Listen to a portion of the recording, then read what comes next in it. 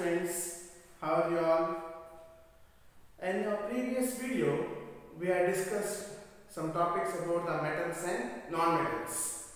The chapter number 3 of the grade 10 standard. Do you remember them? What are the topics we had discussed in the previous video? Yes, we had concluded the points where how to extract the metal or purify the metal like copper by the electrolysis of the impure copper to be converted into pure copper. At last of this chapter, we have this topic that is called corrosion.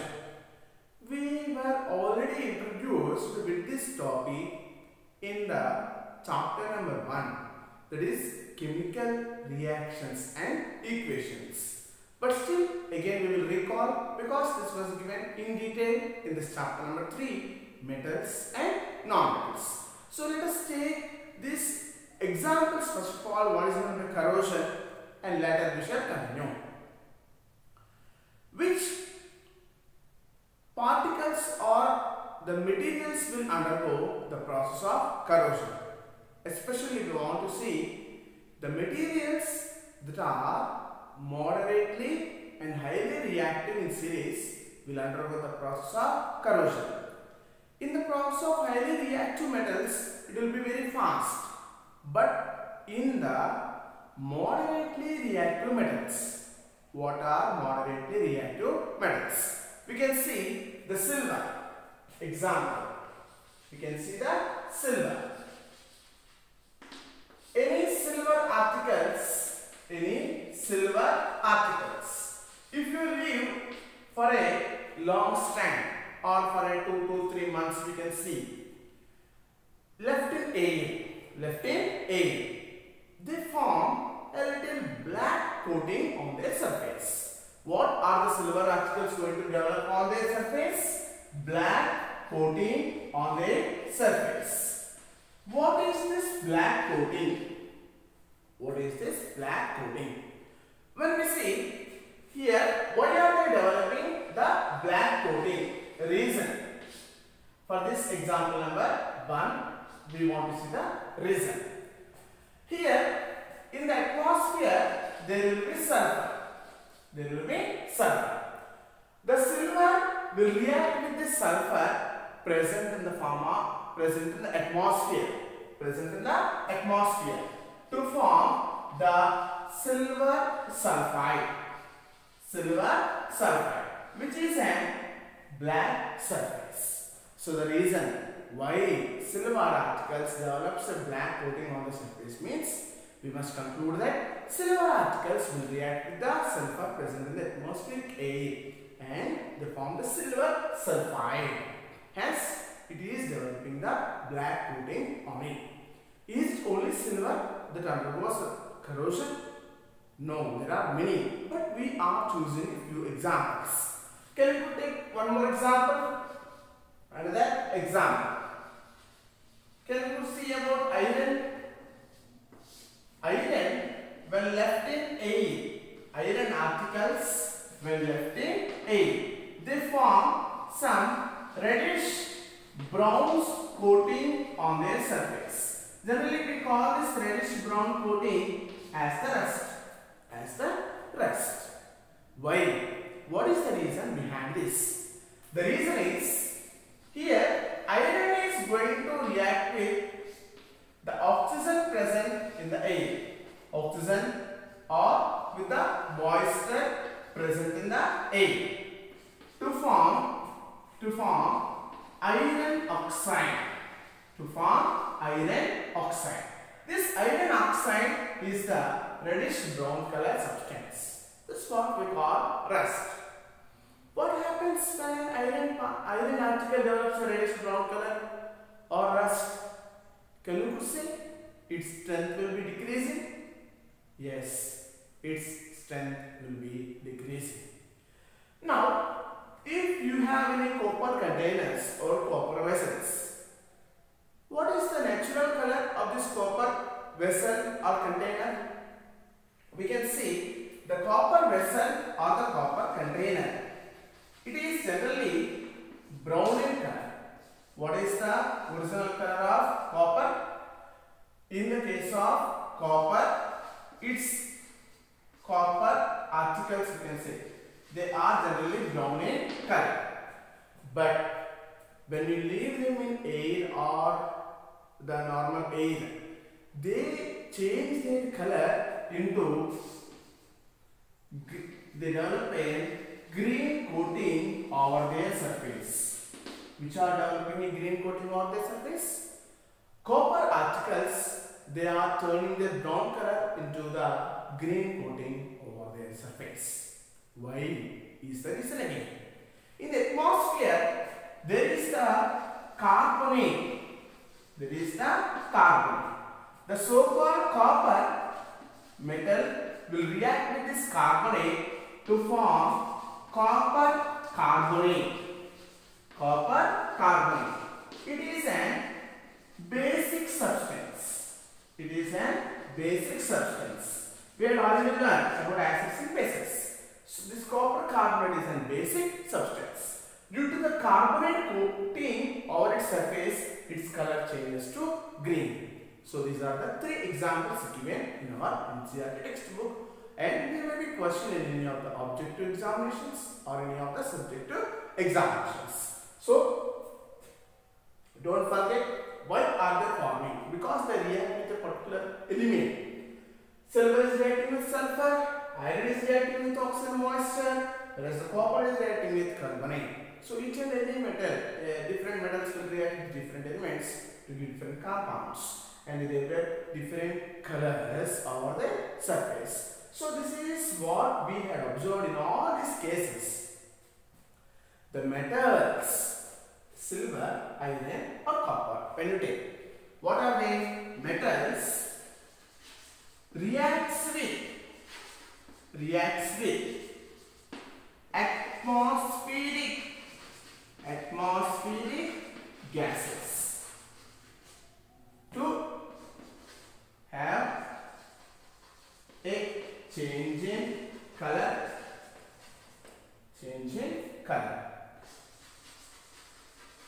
or loss of strength is called corrosion. We can give this simple definition, a very simple definition. Metals, what is corrosion? Corrosion is a process in which metals react with atmospheric gases. We can observe that the change in color and that decreases their strength. So here, along with these three examples, we are going to discuss one important activity that is important for NTSC examinations also. So let's go into that activity along with this. Take a screenshot.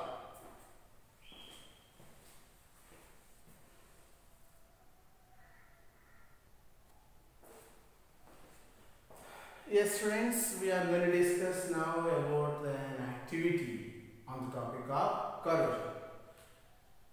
We had already discussed what is meant by corrosion. What is meant by corrosion? In this case of corrosion, the metals will react with atmospheric gases or moisture, and they have a change in color on the surface that decreases their strength. We are now going to study in detail about the corrosion in the case of iron with an activity that is given in the NCERT textbook. The activity was labeled as activity 3.14. For this, we are going to give some conclusion. Means, under which medium does the corrosion takes place? Or to undergo corrosion, what is the necessary thing? It is our key point. For that, we are going to study the activity first of all from this small diagram. In this diagram, can you observe, I have taken 3 test tubes. How many test tubes? 3 test tubes. This is the test tube A. In this, I have taken 2 iron nails. And I poured some water. They are not completely covered. Only half of them were covered. And they are in contact with the air that is present in the test tube, and above it there is a cork.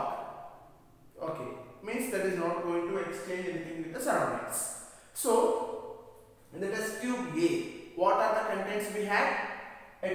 We had 2 iron nails, and half of they were covered with some amount of water, and they were exposed to the air that is present in the test tube. Okay. Now what about test tube B? In the test tube B, I have taken 2 iron nails, completely immersed them up to here with water. Up to here we had water. Which water? Boiled water. Which water? Boiled water. On the top of that water, I poured some amount of oil. Does oil will mix with water? No, oil will not mix with water. That is the content we have taken in the test tube B. What had I taken in the test tube C? I had taken 2 iron nails, and I had used a chemical substance that is called anhydrous calcium chloride. Anhydrous calcium chloride. I will let you know in a simple way about the anhydrous calcium chloride. When you purchase any bag, school bag or a pair of shoe, as the schools are going to be reopened in short, they will be providing a small packet that's called, we call as a silica gel. In the shoe especially we can observe this one. A small packet they will provide, white colored packet. Most of us doesn't know what is the purpose of the packet. It is in chemistry called silica gel. Silica gel. At times it is also filled with anhydrous calcium chloride. They provide so because when you leave your footwear after coming from the school, generally it is inside that will have some sweat or from the leg what we get. That will make the shoe to have some bad smell. But the small packet what the manufacturers were giving along with the shoe, if you place them in your shoe once you come back from the school, that packet content will absorb the moisture. And now it is free. Which one is free? The inner part of our shoe is free from the bad smell. So the packet or the silica gel what it is filled with, its nature is to absorb the moisture, or it absorbs the gases over its surface. Absorbs means that takes something over its surface. By that we can have our shoe free from the smell. Similarly here, the purpose of calcium chloride is to absorb the moisture present in this test tube. Moisture present in this test tube. In our air, we have some amount of moisture. That's what we call humidity. What do we call it as the humidity? So, in social terminology, we use humidity. In chemistry terminology, we are using a simple word, moisture. What is the purpose of calcium chloride here? Calcium chloride absorbs moisture. What is moisture? Moisture is nothing but the gaseous phase of the water particles. Gaseous phase of the water particles. It's called moisture. So these are the 3 contents in the test tube. See, now our activity questioning what they will do is, among these 3 test tubes, in which of the test tube does the iron nail will undergo rusting? I am repeating the question. In which of the 3 test tubes does the iron nails will undergo rusting? Let us see. What is the cause for rusting? We had already discussed. Iron can react with atmospheric oxygen gas or moisture. Most probably it reacts with oxygen gas or moisture. It undergoes rusting. Yes or no? Now let us see here. In the test tube A, we have placed iron nails exposed to the air. In the water, when we see the aquatic animals or aquatic living beings, the fish or they, how do they survive in water? They release some amount of dissolved oxygen in the water. By taking the dissolved oxygen, they will survive. Means, due to the dissolved oxygen also, the iron will undergo rusting. So in this case, iron is in contact with air. In the air, what will be there? Moisture will be there, oxygen gas will be there. In the water also there will be oxygen gas. So what we say is, in the test tube A, these iron nails will undergo rusting because they are in contact with the moisture present in the air and also oxygen present in the air and also in the water. But coming for test tube B, which kind of water had we chosen? Boiled water. Why had we chosen only boiled water? When we boil the water, the dissolved oxygen will not be present in it. Because when we heat up, the oxygen, which is a gas, will be escaping. When temperature increases, the oxygen gas will be escaping. So aquatic organisms cannot survive at higher temperatures because they does not have enough oxygen in the water. That's the reason in the biology we give. Coming to chemistry, what kind of water have we chosen here? Boiled water. Means in the water, is there an oxygen present? No. Oxygen is completely removed. Now, above this, what do we have? Oil. We are well familiar, oil is not soluble with water. And this oil will not allow the atmospheric gases like water, so-called moisture or air to enter into this boiled water. Oil prevents the entry of oxygen into this water. And now, can you say our iron nails will undergo rusting? Iron nails in this test tube B cannot undergo rusting because there is no moisture. Moisture, sir, water vapor is present in gaseous state. No, sir. Here, there will, we have discussed iron reacts with moisture. But first of all, it must react with oxygen. Then, it will form iron oxide. But here, there is no oxygen here. As there is no oxygen, it cannot undergo rusting. In this case of third test tube, calcium chloride absorbs moisture and also oxygen. In this case, there is no amount of oxygen or there is no amount of moisture and iron nails cannot undergo rusting. So this is the entire activity we have written on the board. See, take 3 test tubes and label them as A, B and C. I got 3 test tubes A, B and C.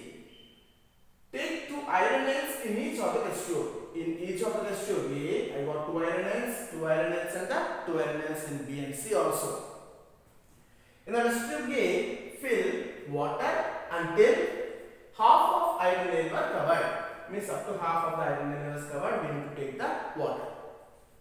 And now it is exposed for oxygen and inside water also there is oxygen. So this iron nail will undergo rusting. That's the conclusion. I didn't write in here. In test tube B, take boiled water. What are we choosing? Boiled water. In boiled water, there will be no oxygen. Till iron nails were completely covered. Immerse, completely immerse. And add oil over it. What is the purpose of oil? It will not allow any oxygen gas to come in contact with this iron nail. So they cannot undergo rusting. In test tube C, take iron nails with anhydrous calcium chloride. What is the purpose of anhydrous calcium chloride? It absorbs moisture and also oxygen gas, and the iron nails will be free from oxygen or moisture. So in all these cases, which iron nails will undergo rusting? Only the iron nails that are present in the test tube A. So once again, please read NCERT textbook children so you can have a clear idea. In the next class, we can see how to prevent the process of corrosion. Okay, thank you.